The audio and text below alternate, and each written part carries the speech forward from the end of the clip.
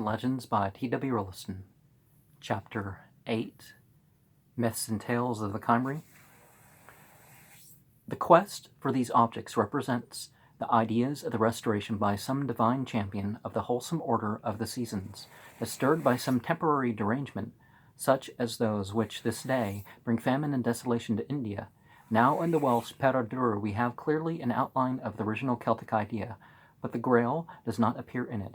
We may conjecture, however, from Gautir's continuation of Crestine's poem, that a talisman of abundance figured in the early continental, probably Breton versions of the legend.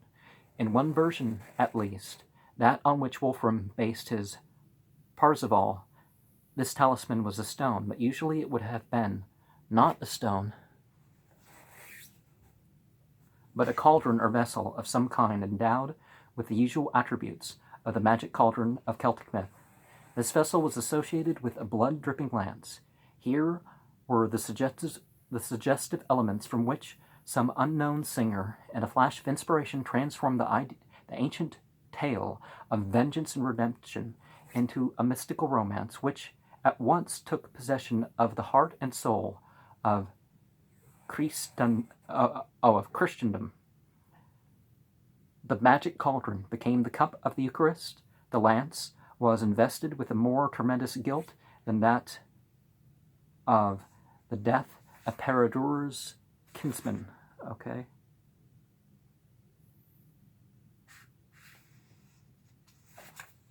And we do have another book that after the Knights of Arthur, we're going to go into this one in more detail here. The combination of the objects at the Grail Castle is very significant.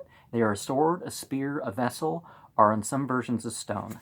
These are the magical treasures brought by the Danans into Ireland: a sword, a spear, a cauldron, and a stone, while there are some variations of that. But Celtic poetry, German mysticism, Christian chivalry, and ideas of magic which still cling to the rude stone monuments of Western Europe, all these combine to make the story of the Grail and to endow it with the strange attraction which has led to its recreation by artist after artist for 700 years, and who, even now, can say that its course is run at last, and the towers of Mont Salvat dissolved into the mist from which they sprang. The tale of Taliesin, alone of the tales in the collection called by Lady Charlotte Guest the Mabinogion, the story of the birth and adventures of the mythical bard Taliesin, the American of Cymric legend, is not found in the 14th century manuscript entitled The Red Book of Herr Guest. It is taken from a manuscript of the late 16th or 17th century and never appears to have enjoyed much popularity in Wales. Much of the very obscure poetry attributed to Taliesin is to be found in it, and this is much older than the prose. The object of the tale, indeed, as Mr. Nutt has pointed out in his edition of the Mabinogion, it is rather to provide a sort of framework for stringing together the scattered pieces of verse supposed to be the work of Taliesin than to tell a connected story about him and his doings. The story of the birth of the hero is the most interesting thing in the tale. There lived, it was said, in the time of Arthur of the Round Table, a man named Tegid Vowel of Penelyn, whose wife was named Caradwen. And the Round Table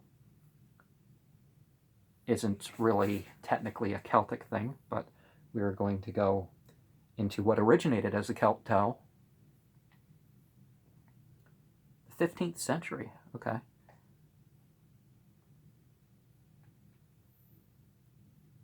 They have a son named Avagdu, who is the most ill-favored man in the world. To compensate for his lack of beauty, his mother resolved to make him a sage. So, according to the art of the books, a Ferilt,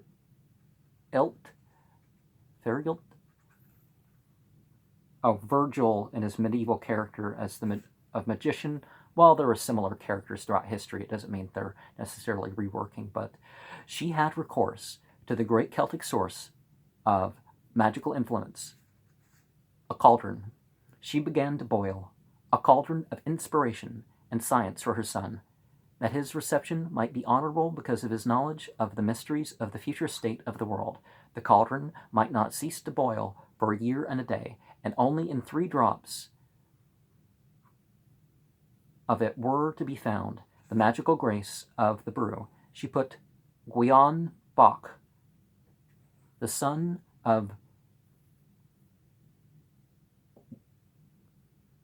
Gring of Llanfair, to stir the cauldron, and a blind man named Morda to keep the fire going, and she made incantations over it and put magical herbs from time to time, as Fair Ilt's book directed.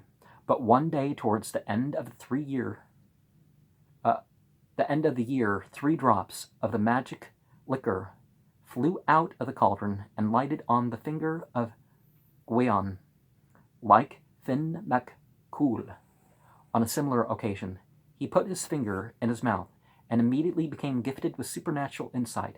He saw that he had got what was intended for a Vagdu, and he saw also that Caradwen would destroy him for it if she could.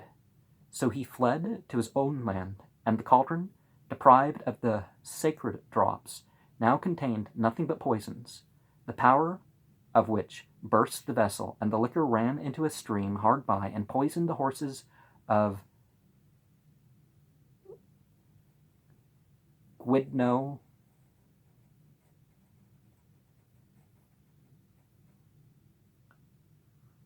Garanher, which drank of the water, whence the stream is called the poison of the horses of Gwydno from that time forth.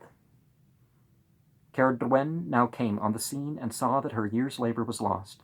In her rage she smote Morda with a billet of firewood and struck out his eye, and she then pursued after Gwion Bach.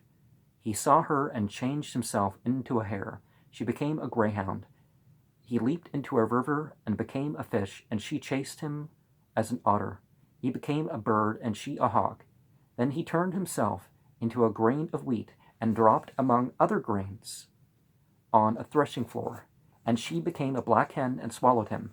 9 months afterwards she bore him as an infant, and she would have killed him, but could not on account of his beauty.